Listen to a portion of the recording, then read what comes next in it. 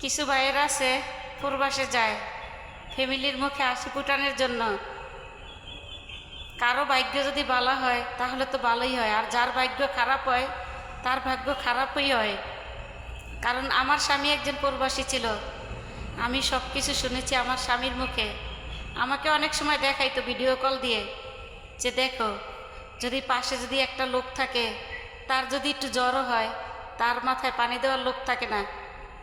কারণ সে সারাদিন চিৎকার করলেও তাও কেউ তাকে ফিরে তাকায় না, কারণ তার নাম হইল প্রবাস।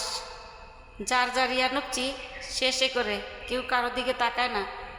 বাঙালি বলে কথা, এমনিই তো হিংসায় পেট ভরা, আবার কাউকে দেখে এটা তো আপনারা জানেনই।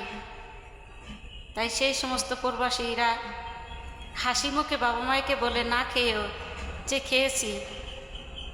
এরকম ঈদ যায়, চাঁদ যায়, কত কিছু যায়। অনেক প্রবাসীরা বাজারও করে না, কারণ সব টাকাটা বাড়িতে পাঠিয়ে দেয় ফ্যামিলিকে খুশি করানোর জন্য। তারপরেও দেখবেন যে ফ্যামিলির হয় না, খালি বলে যে টাকা কি করস।